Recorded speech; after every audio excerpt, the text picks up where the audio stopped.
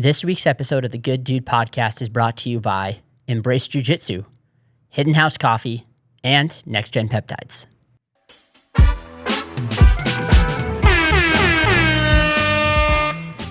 The cat that hates everyone, loved him that one time. I'm like, bro, go away. I'm literally standing there and this freaking thing's not even an arm's distance away. I was like, get away from me. Funny. I hate cats. Freaking cats. I want a dog. My wife wanted cats. We compromised. We have 2 cats. So, Yeah. marriage. I considered getting a cat after my Shar-Pei passed away, but I'm a dog person, man. Dude, love I can't. dogs. The only cat I'd ever have is for outside to kill rats. Yeah, It's the only cat I'd have. Yeah. I mean, they do a good job. we don't really have a they do yard. a great job. And we don't. The orange cat used to be outside until I would he put that thing outside so fast. he got stuck up in a tree, let and then it I was be. like, oh, well, he's gonna stay up there. And then my wife and my son had a meltdown, and we called I had to call an arborist, and the arborist came out. I had to spend $300 to get him out of the tree. cat out of the tree? Yeah, the dude's he goes, yeah, you'll call the fire department and ask him, hey, can you just throw a ladder up and grab it? And they're like, oh, cats, we never see dead cats in trees. He's like, I'm an arborist. I see dead cats in trees all the time. They'll just stay up here and die. And I was like, oh, well. I've also told that little Cat? stupid head that if he ever leaves the house again and gets stuck in a tree, that's where he's gonna remain. Just don't say anything. Yeah, I was Good like, old cats. I was like, well, that's where he's gonna live. I ain't spending another $300 on that fool. All right, let's rock this. All We right. already are kind of rocking it. I know. Yeah. Go. You go. You go. You do it all the time. What? He tries to argue with me. We don't even. So we used to do intros, Okay. and he'd always make me do the intro, even though he knew the person every time. I didn't, and so I just stopped doing intros, and I just was like, "Oh, just tell us about yourself." So that being said, just tell us about yourself. Why? How did you end up here? What? Tell us a little bit about your business and how it got started, and kind of what led you to where you're at today. Yeah. Okay. So,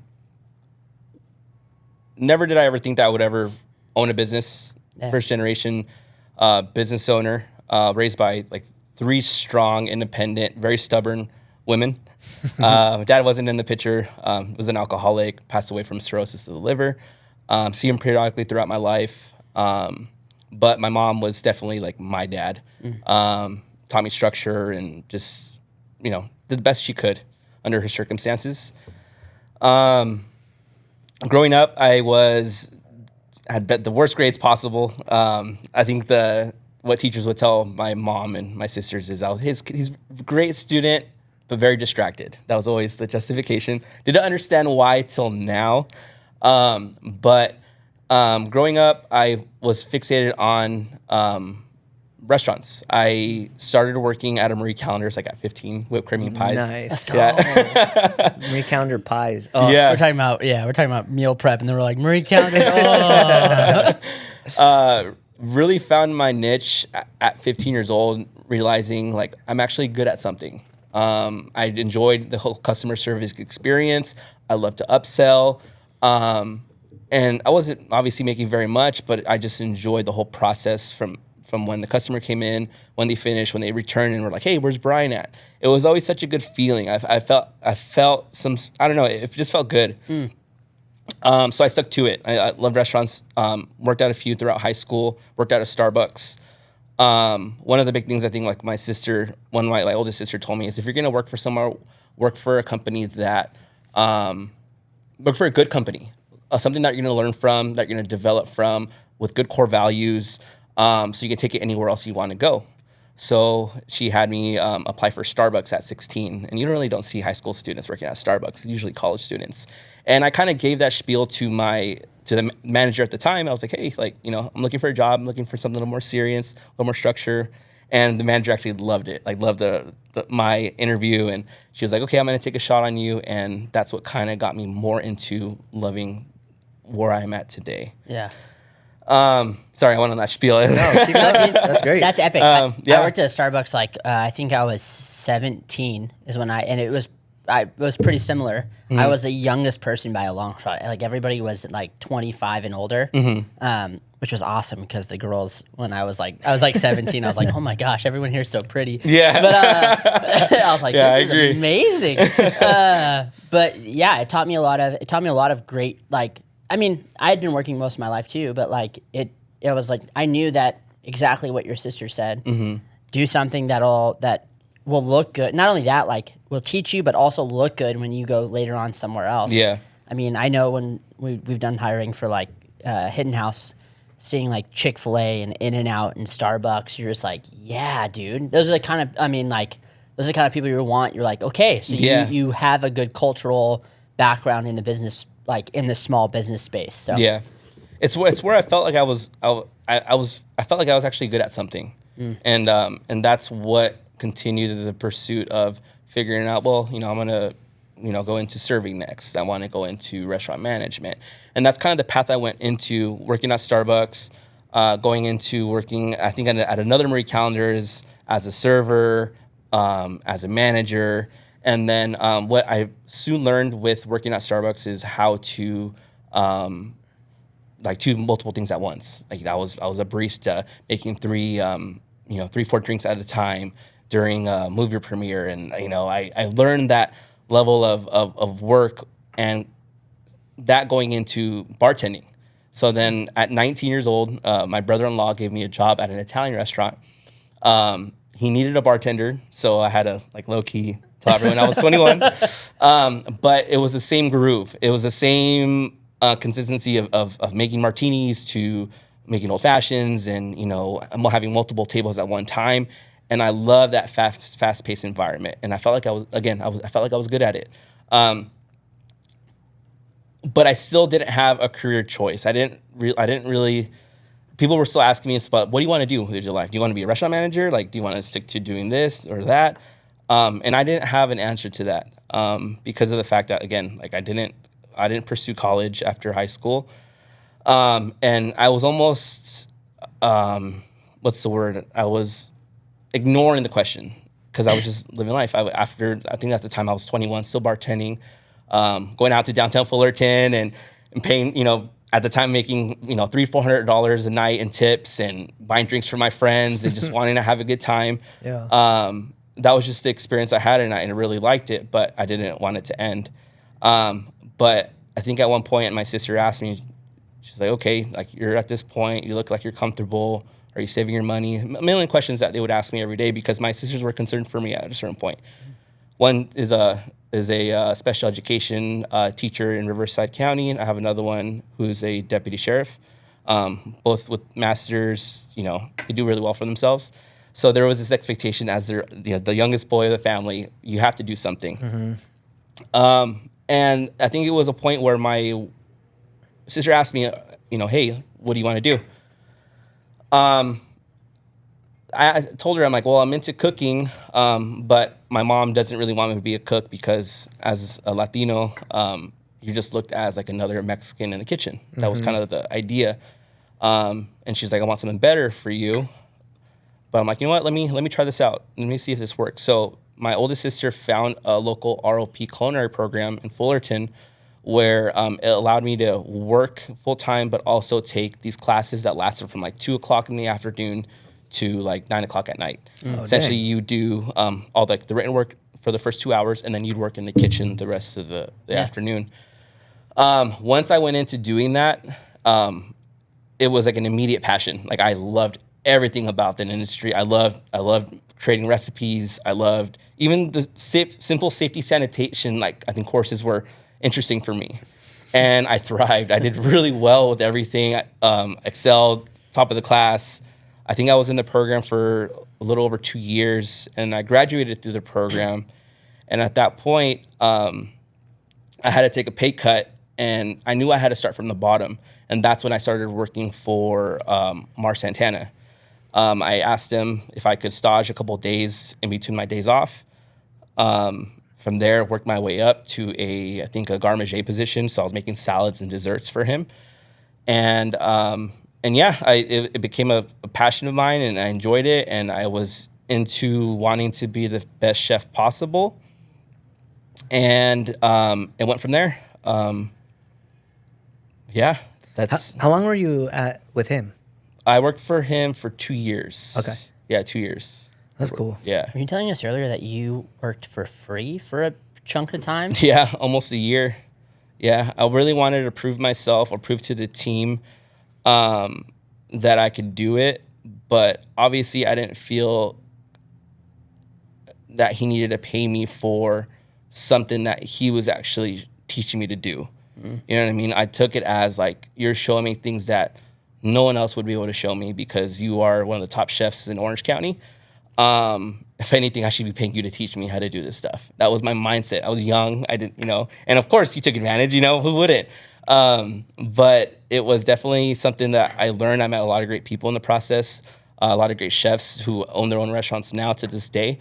But yeah, that's where it stemmed everything. And then I had to move on to actually, cooking other restaurants. And that's where I met Carlos Salgado, which is the owner of Taco Maria in Costa Mesa. Worked at his food truck at the time. He just left a restaurant called Koi, which is a Michelin star restaurant in San Francisco, as an executive pastry chef. And then he ended up coming down to Orange County to help his family run his mom and pop Mexican restaurant like down the street in Orange. Dang. Yeah. That's so sick. I was one of his first employees within his food truck. Dude, Taco Maria was bomb. Yeah. Taco Maria was bomb. Yeah. Is he doing anything that you know of now? He moved out to, I think, Wisconsin, and he opened up another location. Just same style, but out there. He was burnt out, too. Yeah, dude. Yeah, he was burnt out. California's hard, man. Yeah, to upkeep that Michelin star at the location that he was at, there was just a lot of demand. And again, I think the passion started to diminish a little bit, and he wanted to, reignite that. I feel like you guys have to be passionate in the culinary space. Like, obviously, you can do really well and make money, but like, there's a lot of other easier ways, I would say. Not easier, but not as time-consuming ways to make money versus like a restaurant. Like, restaurants are a beast, bro. Like, we've had 2 of them now, and I would never. You couldn't pay me to do another one. Could not be like, Ben, here's $1 million. Whatever, like, you don't spend on the restaurant, you get to keep. I'd be like, you keep the whole thing. Like, no part. I want no part. Yeah. We get our customers that will be like, when are you going to open up your 3rd location? And as much I would like to pursue it, again, it's a lot of work, man. Dude, it's a... Like, do you know what even goes into this? Yeah, it's a lot of work, a lot of sacrifice. It takes away from my boys who are, I'm super blessed to even be, called their dad. It's, I know I took some time away from my first one, Charlie, during COVID and dealing with what we were dealing with. And then going into the 2nd location, then Tommy was born. And again, it took away a little bit of his time. And yeah, it's just something that, like, being that they're in baseball now and in sports, and trying to give them a life that I wish I had for myself growing up with the dad. Like, I would not sacrifice that anymore. I want to ask you a couple questions based off of like your childhood, and if you don't want to answer, that's great. But I feel like you kind of just went to it as like, we've had guests that have had, amazing dads. We've had guests that have had no dads. We've had guests that saw their dad but didn't have a relationship. And as dads, like, we understand more and more, I feel like, every day, that the power of a father, a present good father, is, in my opinion, something you can't replace. Like, yeah, a mother too, but like a father figure in your life as a young boy and even as a young girl is irreplaceable to me. Yeah. So for you, you said you were raised by 3 women. Mm-hmm. Did you ever go through things where you kind of had to figure out what being a man was, since you didn't have that example? Oh, absolutely. I think it resonates when I was like starting baseball. Both my sisters were heavily involved in softball. They're state champs. They're awesome. So when the separation of my parents, I think I was like 9 years old at the time, happened, I was starting to get into baseball myself, just because I wanted to do what my sisters were doing at the time. But I really had no one to guide me. Yeah. It was literally my coach and the other kids that already had somewhat of a background. They already knew how to catch the ball. They already knew how to hit the ball. But I was clean slate. I didn't know anything. So immediately I felt that pressure of being like, well, you need to practice more. You need to do this more. The pressure of a 5-6-year-old kid of like, maybe like this isn't your calling. This is you're not good at this. But I didn't understand why I wasn't good at it. That was the question I always asked myself, like, why am I not as good as the next connects to me? So there was a lot of those questions of like, and again, I didn't know it pertained to having that father figure there to teach me or guide me in ways of like discipline, or again, as simple as just throwing a ball at me. That's, and just growing up with that, wanting that sense of like love and teachings that what they could do for me. I mean, I always fiend for it. Yeah. Yeah. So how did you find that though? There was always people in my life, especially like my mom. So, well, first off, like my mom, when she went through the divorce at 9 years old, she never dated, nor her focus was to make sure that her 3 kids had the best possible life they could ever have. Yeah. Go to college, get a career, purchase a home. She wanted to leave us, 100% before the day that, the day that she does pass away. So she's always had these individuals that would come into her life that would actually want to help her, because she was a single mom. She had a mortgage, making $7 to $11 an hour. And so you would have these, guys that would come and help my mom if they needed, a light fixture to be fixed, or, whatever they needed. We had these good people that would help her, and essentially they would, help me with whatever I needed. They would bring me along with, like there's one person that specifically I remember who was, to this day I talk to, he was a machinist. So he would take me to his machine shop and he'd show me how to, use a CNC machine and little things here and there that I was, and he would also take me out to like ride ATVs on the weekends, when he could. So there were people in my life that were there, but they're always there. And I always fiend for someone to obviously be there for me at all times. And yeah. I like asking that question though, man, because I don't know what that's like. Yeah. Like, and I'm not saying this in a braggy way, but like, dude, I had a freaking fantastic father. Like, I'm still so close to my dad. He just texted me. They're somewhere in Europe right now. But like, he's cool. there. I had that example, right? And now that I'm older, dude, I look back and like my grandpa, my dad's dad, he passed when I was in 7th grade. But my dad's young. Dude, my dad just turned 60 this year and I'm 38. So he's only 22 years older than me. And so when as a 7th, 8th grader, I'm like looking at my dad as he's like this old guy, right? But dude, at the time he was like in his late 20s, maybe 30. Now, how old are you in 7th grade? Like 12? Something like that? Yeah. So he's 34, like younger than me now. And I'm like thinking my dad's got all this figured out, but like he had his dad that was always there for him. And like when he passed, he didn't have that anymore. And I like think about that sometimes. I'm like, frick, dude, like I still to this day, at almost 40 years old, call my dad for, help or advice, or, hey, I don't really know what to do with this, dude. Can you help me? Yeah. Like I decided to rip out my fireplace one day. I've never ripped a fireplace out, but my wife said she wanted it. So I went in the garage and grabbed a sledgehammer. And I just started ripping things out. She's like, what are you doing? I was like, you said you want a new fireplace, so I'm gonna make you a new fireplace. And I was like, I'll figure it out. And so I like get through all the demo, and then there's like a gas line and like an electrical thing that they ran above my fire. I was like, oh shoot, dude.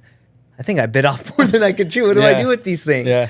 And so I called my dad, and I don't take that for granted. But I love being able to hear stories and, seeing, guys like yourself that, didn't have that, but you found a way to make it happen. And now that you're a dad with sons, you have the ability to impact them in a way that you never had. Oh yeah, 100%. And so I think that's so powerful. And what's interesting about my situation too is that like my dad could have been there. My dad was around. Unfortunately, the alcoholism got to him. Women got to him. Yeah. So I was always just an afterthought. In the sense of he thought, what he thought of me was essentially what a lot of other people did growing up was like, he's well, he's not good at school, or he had all these ideas that I think convinced him like he was doing the right thing by not being in my life. But even now to this point, like he passed away a couple years ago. What's interesting about my mom is my mom actually took him in to, she had like a little studio room that she rented out in order to, pay for her mortgage. Yeah. She actually, the year that he passed, he let him stay with this caretaker because he couldn't walk. He was immobile because he had cirrhosis of the liver. Yeah. So it just took over his body. She let him stay in the room within his final years, so he wasn't even able to drink anyways. So he kind of came into his senses during that time of where he was asking for forgiveness, building the relationships with my nieces and nephews, and even myself. I had a lot of resentment, anger. I never thought I would ever forgive my dad for the things that he's done. Yeah. But I was in the middle of the time that I was really building my business. That's when I was actually working at the house in my mom's backyard. He would see me passing, and I'd be lugging around these like 200 pounds worth of meals in this like big cooler, watching my wife going back and forth while he was in the wheelchair, and he's like, you're selling all this? And he was completely like dumbfounded. He had no idea what I was creating at the time, but I noticed that he was actually really proud of me. That's cool. The first time I ever felt my dad, being proud of, and I shouldn't have cared at the time, but I was actually proud of myself knowing that, at very least, like the last year of his life, he's gets to see what I'm capable of doing. Yeah. You know what I mean? It was a full circle moment of forgiving him, seeing, him again, seeing and reflecting on and the mistakes that he's done his entire life. And, the day that he passed away, we all, were very sad. And, and I do have a love and passion because I did learn from my dad. I learned from his mistakes and things, what I shouldn't be doing, or things that, as a dad to this day, like I want to be there for my kids. There's no excuse for me not to be present in their lives because they depend on me. I'm their Superman, I'm the strongest guy in the world to them, and I want to continue showing them and being that example for them. That's how I look at it. I heard something really cool today. It was a pastor that was talking about the effects of a father. It was actually an interview with our friend Josh Broom. Oh. He just happened to be on another podcast that I really enjoy. And I've been trying to get us on it. Oh yeah? Yeah, I've been trying. No way. Anyway, so he was talking about it, and he was talking about how much, he's like, I'm in my my early 40s, and he's like, I texted my dad today, just like, hey, so, just saying, thank you for being such a great dad. He's like, I had a great dad. He wasn't a Christian. He just became the Lord 5 years ago. He's like, I just said thank you and all that kind of stuff. He's like, my dad sent me, a very heartfelt message back, just like, hey, son, like, I'm proud of you. I'm proud of what you and your brother are doing. And I feel really blessed that God gave me 2 sons like that. And he goes, that approval from my dad, even at 40-something years old, hits the same way as when I was a 13-year-old boy. And I heard it get choked up in his voice. And so when you were saying it, and I don't mean to call you out on this at all, but you said, you're like, I saw in that moment that he was proud of me, and I shouldn't have even cared at that moment. But it's like, nah, man, the weight of a dad, and now being a dad, is so, our words matter. And it's not fair to moms, because moms are there all the time. Mm-hmm. And moms actually probably do more than we do, for them, every day in, day out. My wife makes them breakfast and lunch, and then I'll come home and make them dinner and play. And it's but the approval and love from a father is something that just can't be measured. No. And now you get to take that moment, like you said, you learned from your dad's mistakes, where you're like, I know what it's like on the other side of that. And you know what? I'm gonna make sure that you never feel that way. Yeah. And that's also being a good father. We're fortunate enough to have great dads, and we get to model our parenting style after our dad. But the fact that you get to take something that you're could have broken you, but end up turning into your superpower, and now you're I get to be 100%. I get to be focused on my business, but also focused on my kids. Mm-hmm. And it's and this is a great segue into the conversation that we had earlier, is that balance isn't always going to be there. It's I'm not always going to be perfect at one and perfect at the other. I remember during COVID, there was a season I was working just after COVID, there's a season I was working for the banks, and my oldest son was like being born, and I was just like, I was gone a lot, you know, and like I didn't get to spend that much time with him. And then, funny enough, I had that stroke, and then my daughter was during my recovery process, and I got to spend a bunch of time with her and him then. And it's like, it's funny how those seasons just ebb and flow. So if you can, speak a little bit of like, we kind of stopped at like, you had this concept for your business and you started building it out of your mom's garage. Yeah. But like, how did that go from where, like that moment where you're like in the backyard, your dad's watching you, you're making food, to like where you are now, and like some of the struggles and some of the awesome parts that come with that? Oh man. So coming from my doing everything in my mom's backyard was definitely a humbling experience. The fact that I could do it just in the first place. I mean, and then people started noticing what my capabilities were. It was a question at first when I think my mom was telling me like, hey, I've started realizing like, hey, look, I'm in food service. I have a background in culinary. Like, I shouldn't be doing this in the backyard. Like, I need to be doing it somewhere. And the question was, well, if you're already generating this much money, like, why would you want to waste all this money in a facility and, you know, lose it all? Because at the end of the day, you're gonna have to start paying rent. Right. You're gonna start paying insurance. You're gonna have to get a business license. She was like, you could save up more money within this year. But at the time, I think I was 25. I'm like, I'm only gonna get older, and I'm like, and I need to start doing something for myself now and for my future. So that's when we were looking at a commercial space to rent. And we found this location in Huntington Beach, and it was a small, it was 3 work tables, and everyone, I think there was 6-7 different companies working at the time in each table, and we all shared the line. There was tilt skillets, 3 ovens, and a couple of other things. And that was the first time I've ever was doing something for myself. I'm like, you know what? Let's take this risk. Let's figure it out. And yeah, I was being wiped out. I was left with just a few dollars. I was still slightly dependent on my job to pay some of the bills. But that's when I'm like, all right, this is how we're going to move to the next level. And it was a learning process for me. Again, I never thought I could ever, open up a business for myself.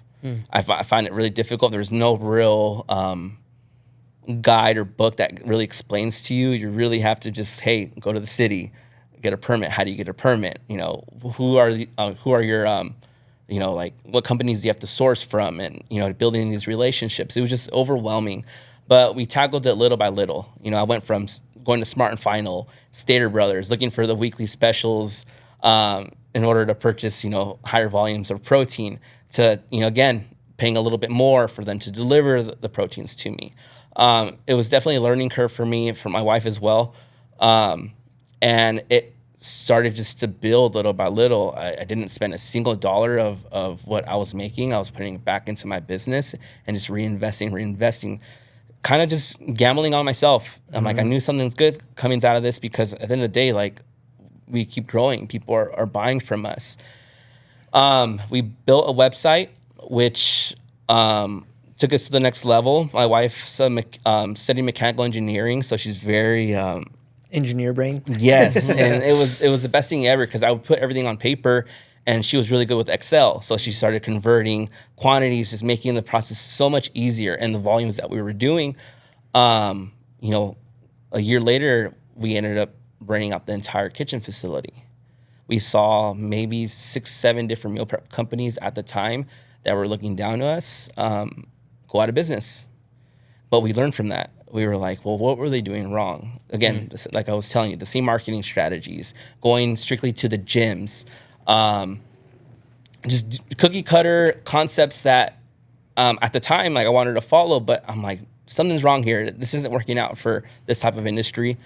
So I started gearing towards barbershops. I started thinking about locations that people sit around, they're either on their phones, they're either looking for things to do. And a barbershop would be a good spot, because you have 5-6 guys waiting. I put my flyer that I made on Word.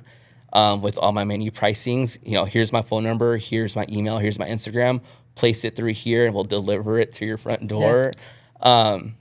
And that's when I started realizing, like, meal prepping isn't just so much for gyms. It's for the homebodies, people that don't have the time, the moms and dads are trying to have their lunch, their school lunch, their kids' school lunch for the next day.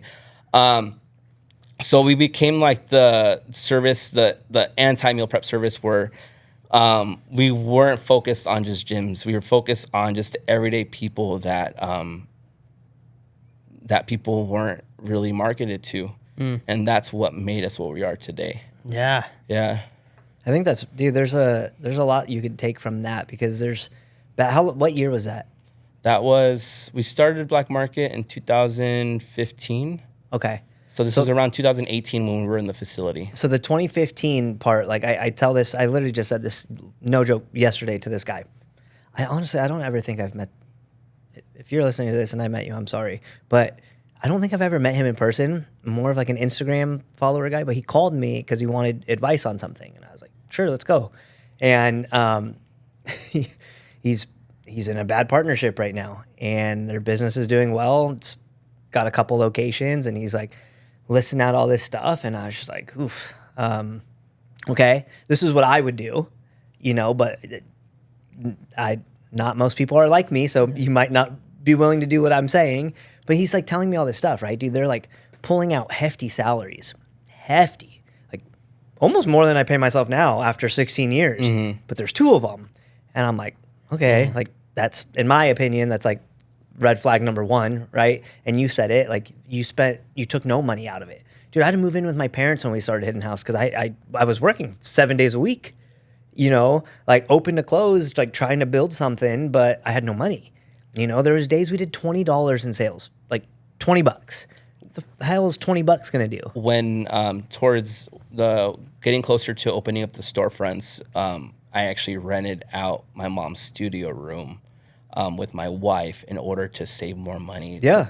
To sustain ourselves for those 2 years. And that's that journey, dude. That's the grind, the behind the scenes, the freaking grit that it takes to be able to be willing to even do that. Dude, I felt like such a lack of a man. You know, I went from Marine Corps combat deployments to moving in with my parents, and I couldn't even pay them anything. Yeah. You know, and again, it's different, right? Like, it's not like I was a bum sleeping on their couch. It was like, dude, I was working a lot.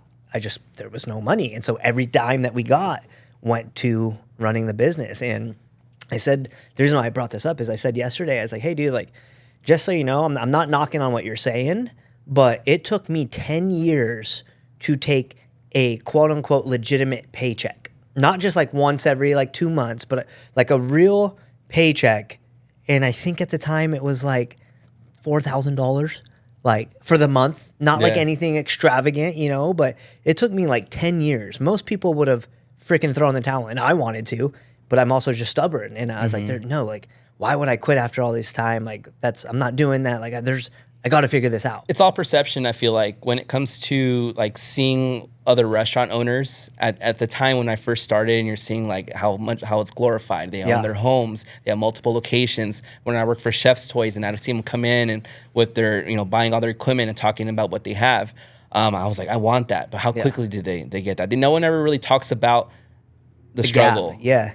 No one ever, and then it's almost like they don't want to talk about it. Yeah. And no one really believes it. Because it's embarrassing. Yeah, it is. You know, it's defeating. Yeah. It's not cool. It's not the appeal. Like, if I told you I didn't take a paycheck this month and I'm 16 years in my business, they don't want to hear that. They say, why do you do it? Yeah. Or they see the lines and they don't understand. Mm-hmm. And I'm like, well, do you know how much it costs to just go to your own grocery store to buy for your own family? Yeah. Picture that times a big company. Yeah. Like, I still have those same expenses, just times X. And Jordan and I talk about it all the time, where it becomes relative, right? Like, my issues now, even though my business is freaking 20 times bigger than it was 10 years ago, it's relative. Because if my shortfall now is, I don't know, just for number's sake, let's say it's 10 grand, I'm short in the month, a lot of money, right? Back then, that 1,000 was still equivalent to my 10. It's just relative. And the perspective on that that people don't like to talk about is because it's humbling, dude. And it puts you in a vulnerable spot.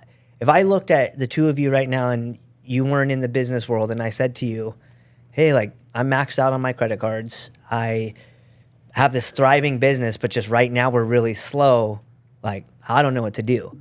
Like, that puts you in such a vulnerable position, right? And a lot of people don't understand that speaking through that stuff actually gives you strength. Or they don't even believe you in the first place because they're like, how is that possible when I see lands out the door? Yeah. Not realizing how much we're spending in order for us to provide that service to our customers. Dude, it's crazy, you know? And the grind, I think, and I refer to it sometimes when I'm talking about business as the gap, right? The gap is where you were in your mom's backyard to where you're at now. Yeah. Like that gap that took you from, you know, backyard black market to storefront black market is where you learned. It's where you grew. It's where you took lessons from. And we had to take step backs too. I think that was the other thing. Like I was telling you, we were producing 20 to 30,000 meals every weekend. Yeah, which is mind blowing. Yeah. Again, doing distribution, doing what we're doing. Like I could have continued creating this online,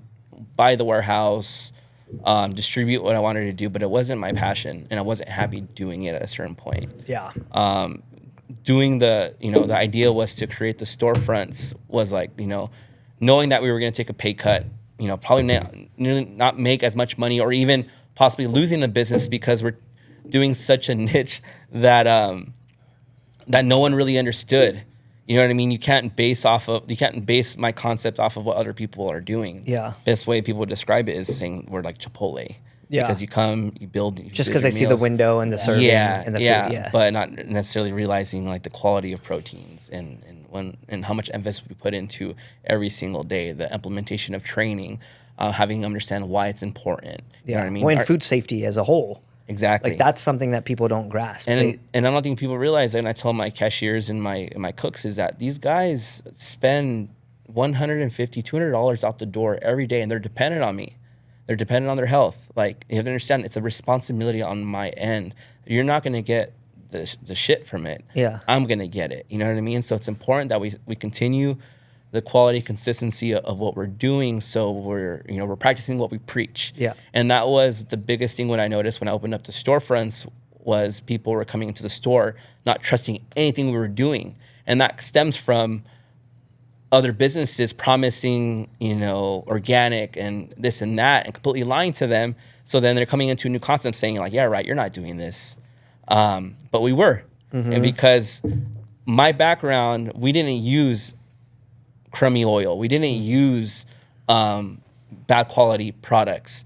There was a standard that was started from day one of my culinary background that made it easy for me to use olive oil, use good core ingredients. You know what I mean? I use premium products that a fine dining restaurant would use, but for meal prep. But I'm dependent on volume. Yeah. I need people to buy multiple meals for me to make a profit. So that's where it stems from. So, it was it's different. It's Well, and your problems now past the gap, right? Mm-hmm. It's a relative situation, right? We're venting to each other before we start recording about like working shifts or dealing with employees. Managing people, I think, is one of the hardest jobs on the planet, especially in this state. I think it's even harder. Mm-hmm. Like, I'm not discrediting someone in Texas, but I kind of am. Like, y'all don't understand what we have to go through here. Yeah. But I want to ask you this, and I don't know if this isn't hard because if someone asked me this, I don't know what I'd say. But I'm gonna kind of put you on the spot. I would love to kind of hear like that gap series for you and where that went. What are like a couple things that were the hardest challenges you went through?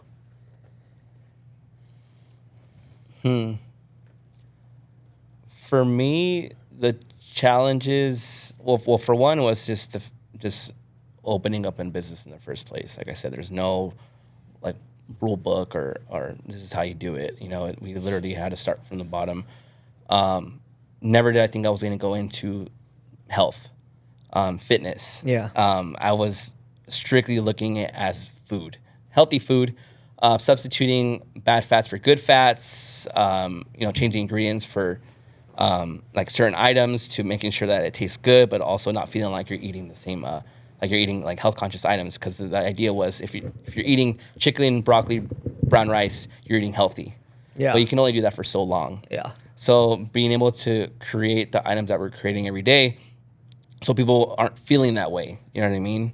It's something that I apply with my kids when I'm making them like teriyaki chicken or teriyaki steak, or trying to get them to try new foods. That's the challenge. Yeah. And I take on that challenge as if I were to be doing it at work.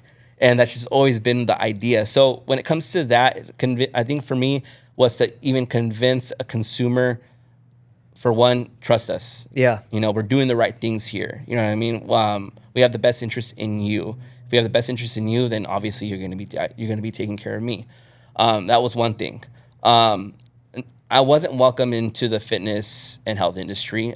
At my physique at the time, I just wasn't the idea of what people expected me to look like. So that was also, I think, a big challenge for me, is that I'd get these fitness influencers, gym owners, just looking down at me and just being like, who's this guy? Like, I don't know who you are. I don't know if I trust you. So developing that communication with them was also difficult, because again, I was so sucked into creating the business that I wasn't building those relationships. I was highly dependent on the service. You know, once I clocked in, put the smile on my face. Hi, welcome to Black Market. How can I help you today? That was easy for me. But then it was to break out of that and to start really building up these relationships with people has always, till this day, is hard for me. I'll give you an example. Like, Kevin from Leva Studio. He'll, even when he introduced me to you, you're a big deal to me, because I'm like Hidden House. Like, my wife goes there all the time. This guy is a top dog in the industry in my perception. It really was. But even then, I'm not gonna be honest, I was uncomfortable, because I wouldn't go out and introduce myself like that normally, because then my insecurities kick in, and then I have to meet someone new, and what if they don't like me? Like, what if this doesn't, work out? There's a million things that go through my head, and to this day, I'm still learning that process. 10 years into the business, we're doing well for ourselves, and we're figuring things out every day, but I'm still learning every single day. And a big part of that is building those relationships with like people like yourselves, and even my future client base, and what I want to do. So that's definitely a challenge for me. Dude, the caring what people think about you or your business is, I think that could become its own freaking podcast topic one day, because I genuinely used to not really care what you thought about me. But that's because I came, like, from the background I came from. It was more of a, honestly, dude, I don't really care, because this isn't real life. Like, my real life for a while was making sure I got to come home alive, Yeah. And so your perspective kind of shifts a little bit, and it became more of a, I don't really care about the tedious Newport Beach person that doesn't like me, because I just went through hell and back. Like, I don't really care about you, dude. But my brain was a little different. It wasn't, not only did I not care what you thought about me, if you have a problem with me, I'm just going to punch you in your mouth. That was like my mentality, right? And I think, honestly, it really helped me in business at the beginning. Yeah. Because I just didn't really care. Like, people always talk about Yelp and all that stuff. Like, I really didn't care. And I always had this mentality of, like, if you don't like it, just go somewhere else, dude. Just, as long as you just leave me alone, go somewhere else. I don't really care. But then you, like, hit a rock, and I matured as an adult and as a business owner and as a man. And then I realized, oh shoot, dude, I really do care what people think about me. And then you start to, like, feel these things, and then, Joe Schmo employee says X, Y, and Z about you, and you're like, well, that's actually not what happened, but okay, And then you, like, feel that, and then it, like, gets to you, and then it impacts you. And then you go through, like, I went through, like, another season. I'm like, I'm just gonna go back to not caring what people think about me. Cool. Yeah. And then I hit another turning somewhere, like, I have kids, and I'm like, oh wait, like, I want to be seen as the person I truly am trying to be. Like, I am genuinely trying to be a good guy. Do I make mistakes? Yes. Is there things I don't know or things I could do better? 1000%. Yeah. I've never claimed to be perfect. I've never claimed to have all these things. But when you're put in a position of a leader or an owner or, you know, someone in a community that people look to for stuff, you can do no wrong. Yeah. Right. And the second you do something that they think is wrong, you're going to be the first to get cut. Right. Yeah. And it's like, well, it's hard. And I think that when I say podcast topic is like, dude, the mental toughness and fortitude you have to have as a business owner in a public space is something that I feel like we should all be examined, because we got to have some screws loose or something, because dude, it's hard. It is. And again, I'm like, May will be our 16-year anniversary, and you know, there's things that happen that Jordan and I will talk about that I'm like, dang, dude, like that really bugs me, or it really bums me out. I don't even know this person. Why am I giving him that space in my life to even affect me? And that happens to me daily to this point. I have good days and I have bad days, but sometimes just like, dude, you don't know what we're going through. Like, we don't. It's the perception of like opening a business. You automatically get the negativity first. I remember when I opened up Rancho, I offended people because of my logo. What, the skull? Yeah. People were on Facebook saying, I will never shop at a space that has a skull because it's a warning for negative energy. What the heck? Yeah. And I I like have to your explain logo. to them, you know, it's silly. It's just like skulls and it's everything. fitness, it's food, and it originated from the city of Orange, and the skull's in orange. So it's kind of why it turned into what it was. Yeah. But it's just silly of like, you know, just I wish people were a little bit more, because again, we're saturated. You know, there's a million taco spots, there's a million burger spots. So there's so much variety that people are able to nitpick any little thing. Back in the day, you would have, you know, your local, you know, pharmacy, your local, you know, food spot. So again, there was very limited. But now we're just in a place where there's so many options, and people aren't entitled to their opinions, you know, and what they perceive us. And I just want to I want people to give us a chance, opportunity to go into our locations and trust that we're doing what's best for the consumer. Yeah. You know, that's always been my goal, because it's always brought customers back into my store. Yeah, that's all you can do. And I just think, you know, people, especially here in Southern California, are, and I'm not saying, when I say people, I'm not saying all of us, okay? Don't freaking get my words twisted. But like, about me specifically. as a whole, we have a very entitled society here.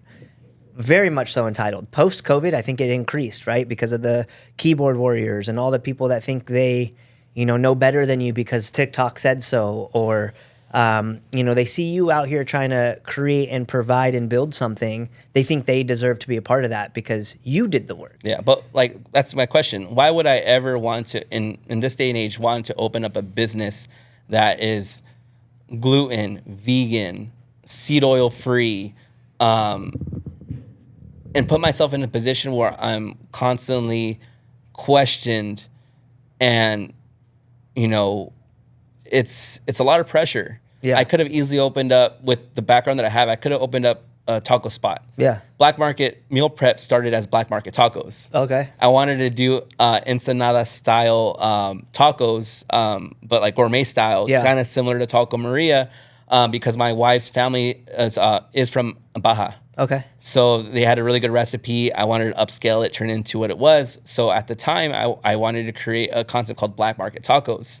When I transitioned into meal prepping, all I did was literally had the graphic designer swap tacos for meal prep, and that's what started Black Market Meal Prep. That's cool. So, yeah. That's so again, cool. I could have easily just been, you know, okay, like I'm gonna serve the best tacos possible, market the shit out of the company, and little by little, with the same determination that I had with meal prep, done something so much easier where people aren't micromanaging my concept on a day-to-day basis. Yeah. Yeah, nobody's walking into a taco shop and going, "Is it gluten free?" Exactly. Yeah. So that's where I feel like I would like more people to really understand, like, I'm doing 99% of the work. Yeah. You come in there, trust in what we're doing, trust the variety that we're creating, and, you know, and yeah, it's worked. It's worked for us. It's good. It is a lot of work on our end, but there's some pride that I take in knowing that I'm helping, you know, hundreds of people every single day. Yeah.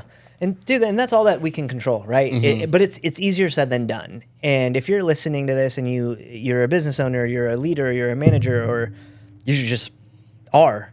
Like, I want to encourage you to like not worry so much about the things we cannot control. It's harder to do than I'm saying out loud, but this is even for myself, dude. I go through these seasons where I do feel like, I mean, Jordan can pretty much attest to this. My wife can as well. But like, I do feel like I have done a very good job at being able to I can never say that word. Compartmentalize. Yeah, thank you. That word.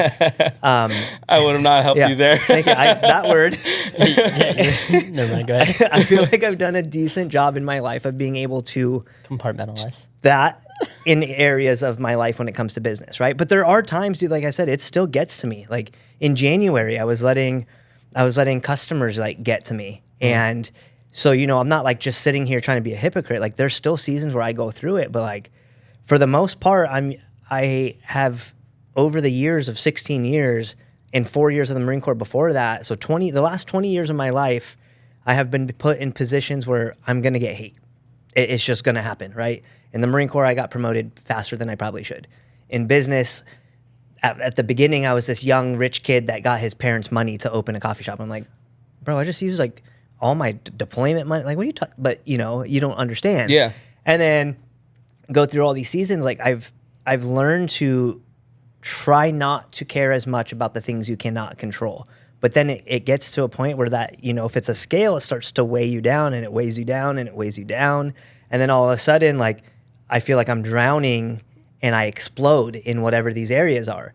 And then I usually have to like I've created these systems for myself where if I start to feel myself getting dragged down, I now have these systems for myself that I start to do to get myself back up. And it's not like an instant, you know, but it's usually I can pretty much rally myself back within, you know, a short amount of time period. But dude, it's hard.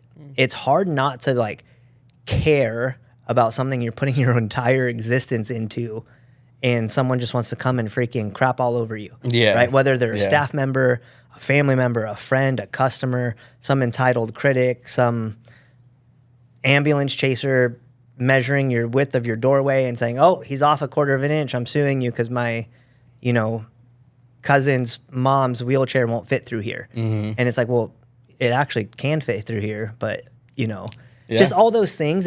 I want to just encourage people to work on not caring as much. And it's hard. And again, like I said, I had to put systems in place for myself. When I start to feel myself get a little irritable or my tolerance level diminishing or the way I'm treating my wife and my kids because I'm letting these outside circumstances creep into my brain and taking space up.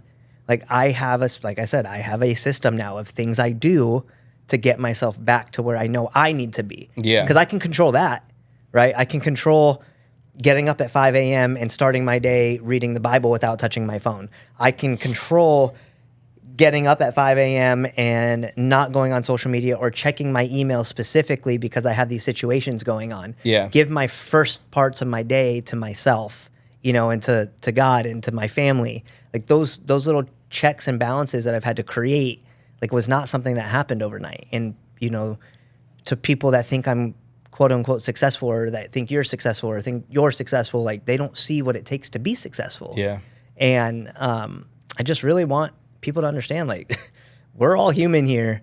We have families. We don't have it figured out. So before you go into one of our spots, maybe check yourself first. Yeah. Yeah. It's like you said earlier, when you first walked in here and we got to chat, it was like, it's nice sometimes hearing like the one cool thing about this podcast is for other people out there, just knowing that you're not alone, you know, like you had said earlier, business owners don't really talk about, you know, failures all that often. In fact, I got a talk with you afterwards. I just got a text message from somebody asking about invoices and their company is going out of business. And it's like it's all highlights and never lows. And so when you're going through those struggling moments, it's really easy to be like, well, I'm the only one, you know, the same in dad. I mean, you don't have to be a business owner. That can be in fatherhood. That can be in your marriage. That can be in your job, your job, your relationship with others. You know, it's always, everybody's all highlights. Yeah. And it's refreshing to have these conversations every once in a while and be like, I'm not the only one,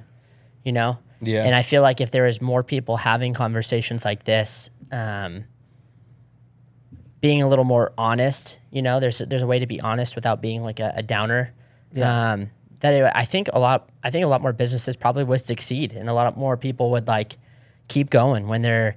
I mean, because there's a huge fail rate within businesses, and a lot of it's just like you get worn out, you get tired, you give up, and I think a lot of that has to do with people just thinking that they're the only ones going through what they're going through. And it's like, dude, no, because every business owner we bring in here, you know, it has gone through something at some point, and it's like, you know, they don't see the gap that you're talking about. All they see is the now, the here and the now. So it's kind of fun when we get to these episodes with business owners specifically, is that we like, hey, everybody's area of their life has some sort of valley at some point. Yeah. And you just got to keep pushing. Yeah. So it's hard, dude. It's hard, but like I wouldn't trade any of it in my life. Like the fact that I get to sit here and do this, you know, and be able to create my schedule and to be able to have these things. Like I wouldn't change anything I've done. Yeah. You know, I mean, it sucks sometimes, but it's mine, you know. What advice, as we're kind of coming to a close here, like what advice would you give to somebody who's trying to start their own business, or is maybe in one of those like valley situations, and they're kind of going through it? Like what would you give them for? What I would say is you really need to understand the definition of perseverance. The same rule applies when it comes to understanding that you're gonna have your highs and lows, and you know what I mean. At the end of the day, like you know, again, the risks that my wife and I have taken. At the end of the day, we've been at the bottom. We've understood what it felt like to have $15 to fill up my gas tank, and was it so bad at the time? No. Well, when we were just without kids, it wasn't too bad. But we were both in agreement of the support that we needed from each other to get to the level we're at. Mm-hmm. So it's just, you know, times will be tough. Seasonalities change. COVID hits. Again, there's all these, you know, inflation's big. But it's really educating yourself and understanding and pivoting to figuring out what the next step is. It's not the end of the world. And sometimes it does feel that way. One thing that I think resonated was when you were talking to, I think it was AJ or Kevin, and you're saying those 10 years that people do not understand. Yeah. I can give you the example of me within those 10 years by myself in my first location, in a ball in my kitchen, exhausted from washing dishes at 3 a.m, had to wake up at 6 to prep to get that going. And my wife came up to me and she gave me a hug. And she says, we're going to get through this. She's like, this is, you know, simple words, you know, like, look at how far we've gone. Look at what we're accomplishing. Like people are coming into our door. Like think about that. Let that push you. And I got up, you know, wiped my tears, continued what I was doing, and we kept at it. And now I look back at that day, and I bring that example up to a lot of people of like my lowest point of my career, and saying like, you know, you're not the only one. We've all been through it, but you just got to keep going at it, especially if you want to be in business. California is tough, and you have to have an extremely tough mindset to be able to get through these obstacles, because it almost feels like they don't want you to succeed. I don't know if you feel the same way sometimes. Oh, for sure. 100%. You know what I mean? Like they don't want you to succeed. I fully believe that. But this is why we're in the positions that we're in. Yeah. This is what makes us stronger. This is what builds the relationships that we have together to keep going at it. And that's why I was telling you, like, to listen to the things that you guys are talking about. I don't feel as lonely anymore. I don't. And it's a big deal. My wife listened to the podcast too, and she was like, man, like, yeah, it's right. Because at the moments when I felt like I needed the most help, no one was there. And then when I became successful is when obviously everyone comes out of the woodwork. For sure. Right. And, you know, wants to put in their 2 cents and everything. And you're kind of like, you don't want to be bitter or have this animosity or those types of feelings. You always want to be the better person. But like you said, we learn from these experiences, and we just have to do better for ourselves. So like I said, I think it's perseverance and just getting through those hard times and knowing that there's something good that's going to that's going to come with the sacrifices that you're putting in every single day. Yeah. If that makes sense. It does. Yeah. And good can be different. It could Yeah. be relationships. It could be freedom. It could be your health. It doesn't always have to be a financial, goodness. And It doesn't always mean that you succeed. Yeah. Yeah. Yeah. I've Yeah. had some businesses that haven't, but what we did was we figured out how to get out of them, and we got out of them. And so to me, that's a win. Yeah. Because I could have not got out of them, and who knows how bad that would have been. And so there's a way to try to look at the positive in the negative, because there's always some form of a positive. I mean, and that's kind of like, I feel like, in everyone's story. Ben said it, I think the other week or the week before or something like that. But Ben was talking about how he was like, Jordan has this weird ability to like they can be in like a very, very bad situation. He'll just be like, yeah, like we'll just figure it out. And he doesn't seem to get all that stressed out about it. And it's like that same moment that you're talking about where I was like, I've been so broke before, like so broke. And like the positive of it is that it's made me so resilient that like when those, not that I don't get stressed out or like I'm not freaking out. Like I always say, like I'm like a duck, cool and calm and cool, collected on the surface, and underneath I'm paddling like hell. It's like people can pay me an amazing compliment like that and say like, dude, it doesn't seem to affect you. And it's like, well, that's because I've been so poor before that it was like, you can't get really any more poor than this, like in a United States sense. Yeah. You can't get any more poor than this. So, and I came back, and now my superhero moment is that I know that it could all happen again in a moment, but it's like, well, I've done it once, I can do it again. I can come back from it again. And it's like, even those moments where I said, like you were just saying, sometimes those moments are, you fail, but the superhero moment might be, well, you've hit a low and you know how to come back from that low. And like that could be the good out of it, or it could be a friendship, or it could be another business idea, or it could be those small little failures along the way that actually lead you to the place that you're supposed to be all along. My sons. Yeah. At least for my sons or my wife are my biggest motivations to keep growing and showing them, because they're like my biggest audience right now. Anything I do is such a, there's no judgment.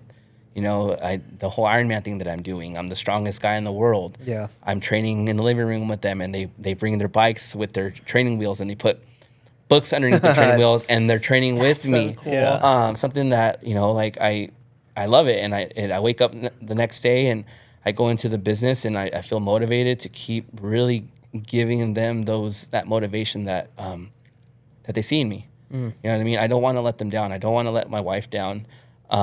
And I want a good life that I think I deserve and my family deserves. Yeah. I love that, dude. Yeah.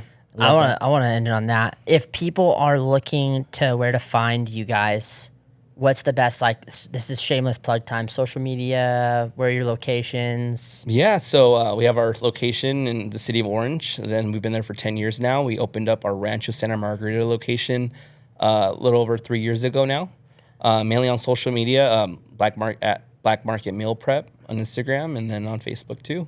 All right. So, yeah. Dude, thanks for Perfect. coming on. Yeah, thanks for coming on, Of course, dude. yeah. Ben, thank you. Thank you. Guys, go to Black Market. I just had a bison burger right before this. I So know. if you saw me kind of like dipping out, it's hot in here, and I just had a big old burger. So as always, remember, be a good dude.